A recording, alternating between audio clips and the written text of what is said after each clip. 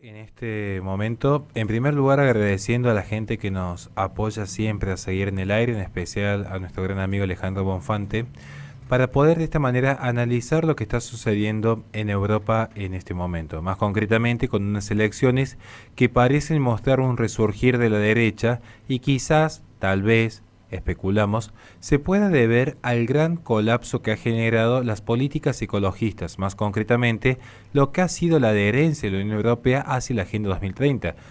Es decir, estas políticas que en última instancia implican necesariamente el fracaso total de lo que es la economía, la cultura, la sociedad de cada nación. Es que en estas elecciones europeas se está jugando por detrás no solo el futuro de cada nación, sino también el propio futuro de la Unión Europea, que por detrás abrazó lo que hace a la Agenda Verde. Una Agenda Verde que presenta propuestas que en nombre del progresismo no es más que un regreso a las etapas preindustriales. Una Agenda Verde que ha mostrado, por ejemplo en Alemania, que el proceso de descarbonización implica necesariamente un retroceso en el auge de su industria siderúrgica, siendo una de las principales fuertes que tenía dicha nación germana. Vamos a ver que incluso podemos ver un paralelismo aquí en torno a España. Una España que siempre ha visto de reojo a Argentina y una Argentina que siempre ha visto de reojo a España por las similitudes que hay tanto a nivel cultural como poblacional. Allí aparecen dos partidos, el Partido Popular, que ahora, según algunos medios periodísticos, sería la ultraderecha porque ha ganado sus escaños allí en la vieja madre patria, y Vox, donde ya ciertamente no habría calificativo alguno, si es que consideramos el Partido Popular como ultraderecha. Son dos partidos que defienden abiertamente mantener las centrales nucleares. Los populares apuestan por el mantenimiento y desarrollo de la energía nuclear cuando sea la opción más idónea para conseguir bajas emisiones, precios bajos y estables y seguridad de suministro. Pareciera que todavía conservan algo de racionalidad esta famosa derechita cobarde, como suelen decir algunos influencers.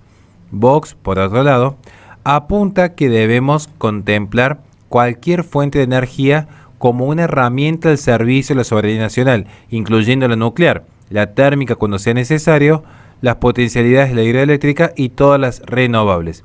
Que por cierto, cuidado porque a veces algunos partidos de derecha terminan en más o en menos abrazando algunos postulados propios del ecologismo. Siempre que sea con prudencia, existirá esta tolerancia dentro de lo que hace el juego político.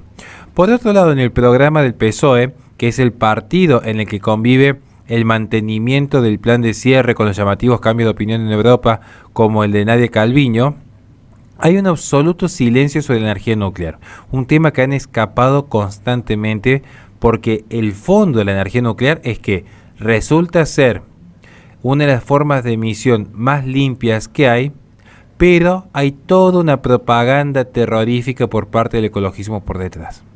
Entonces el PSOE, este partido socialista, se limitan a destacar que van a continuar trabajando para que la Unión Europea se siga comprometiendo con el despliegue de energías renovables de manera garantista. Es decir, más financiamiento público con el dinero de los contribuyentes para favorecer a determinados capitales. Mucho más claros son los socios de Sumar y Podemos, la coalición de Yolanda Díaz que promete eliminar directamente la energía nuclear y el gas de la taxonomía verde europea, proponiendo una reforma integral del Tratado del Euratom para reforzar la seguridad en el desmantelamiento del parque nuclear europeo y la gestión de residuos peligrosos, y que refleje los verdaderos costes y riesgos del proceso. Mientras tanto, el partido de Irene Montero aboga directamente por establecer objetivos de cierre de las centrales de carbón antes del año 2025, fechas inminentes si las hay, y de todas las centrales nucleares antes del 2024 todavía. Más arriesgada la propuesta en ese sentido. También se observa en Europa y dentro de esta nación tan similar a Argentina que es España, lo que es una lucha contra la industria a base de petróleo.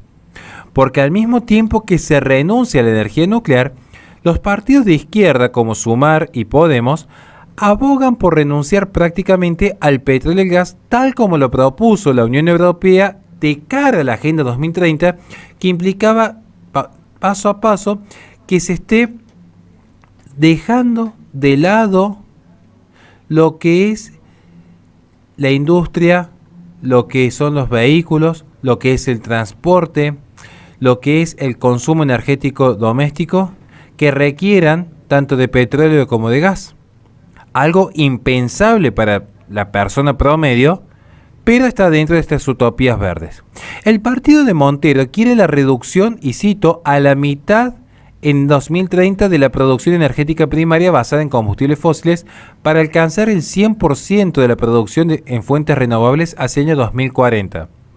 Dijo, se garantizará por ley que antes que se pierda un empleo del sector de combustibles fósiles, se crearán 2 empleos con condiciones laborales idénticas o mejores en la misma comarca y tendrán prioridad absoluta de acceso a aquellas personas afectadas. Pareciera ser que con el simple hecho de desear crear más puestos de trabajo dentro de lo que es la producción de energías renovables, mágicamente van a aparecer. Bueno, es propio de la izquierda estar totalmente desconectada de la realidad. Mientras tanto, la coalición de Yolanda Díaz propone que la Unión Europea se sume al denominado Tratado de No Proliferación de Combustibles Fósiles, que propone, por cierto, entre otras cosas, el fin inmediato de las exploraciones y las expansiones de nuestras reservas, regular el suministro, establecer los límites a la extracción, eliminar los subsidios para su producción y desmantelar la infraestructura necesaria. El partido del PSOE, por su parte, espera compromisos firmes sobre la eliminación progresiva de los combustibles fósiles. Y aquí es donde va a venir el gran conflicto de la persona europea promedio, que es algo que paulatinamente Hispanoamérica, más concretamente Sudamérica, va a empezar a experimentar en los próximos años venideros. Aunque parezca lejano, estamos más próximos de lo que muchos creen. Es más, a lo que voy a decir ahora, hagan el experimento, observen en sus televisores, los que tienen pantallas, no es mi caso, y pueden ver alguna publicidad, cómo de a poco algunas empresas empiezan a generar publicidades en torno a los autos eléctricos. Porque aquí venimos a tratar ese tema. Si hay o no hay esperanza para los autos convencionales, o si definitivamente vamos a tener que vivir en estas ciudades de 15 minutos porque los vehículos no tienen una proyección de mayor traslado. Un apartado destacado en los programas es el que se dedica, de hecho en Europa, a estudiar lo que es la movilidad y lo que es el coche o el automóvil eléctrico, que tienen que estar impulsados por las legislaciones locales. El Partido Popular señala que abogará por impulsar una infraestructura de carga en toda la Unión Europea, pero también anuncia que, y cito, propondremos posponer la prohibición de la venta de motores de combustión interna hasta que la electrificación de España alcance una cobertura suficiente y podamos garantizar la capacidad de compra de vehículos eléctricos para las familias. Recuérdese que un auto eléctrico, siendo de la categoría más baja, tiene un costo nuevo de más de $60.000 y que una familia debería invertir entre $20.000 y $40.000 para adaptar su propio domicilio a la carga que necesitan estos vehículos. De allí que se necesitaría una inversión millonaria por parte de los estados para poder generar, entre comillas, estaciones de servicio para los autos eléctricos. Entonces, mientras la Unión Europea no puede solucionar el problema del abastecimiento de electricidad, al mismo tiempo está proponiendo eliminar los vehículos convencionales, es decir, los que funcionan a base de combustibles. Esto implicaría dejar a millones de habitantes a pie. Así de simple, así de concreto como lo estoy expresando. Dejar a las personas aisladas como sucedió en el 2020, no más que ahora en nombre del cambio climático. Vox, por su parte, ha prometido acabar con las medidas contempladas en el paquete Objetivo 55 que prohíben la comercialización de vehículos con motor de combustión interna para el 2035, que es una propuesta que surge de la Unión Europea. También ha promovido que la circulación de este tipo de vehículos en el año 2050 puedan seguirse manteniendo vigentes para cuidar los graves perjuicios que les provocaría a las familias y las empresas renunciar a lo que es el transporte a base de energía convencional. Ya para no extenderme tanto, pero quiero cerrar con esto, digamos, el Partido Socialista aboga por más subvenciones a los autos eléctricos, es decir, un consumo de gente rica siendo financiado con los impuestos de personas pobres. para sorpresa de nadie, tal como sucede en Estados Unidos, donde ya hemos presentado en su momento los informes de la cuestión. Vemos que lo que sucede en Estados Unidos está sucediendo en Europa, próximamente va a suceder también en Argentina y en el resto del continente si es que no se toman medidas al respecto. También se surgió el debate sobre si estaba bien o no quitar acaso las bicisendas, como se llaman en Argentina, o los carriles de bicicleta o los carriles bici, porque eso también afecta a la movilidad.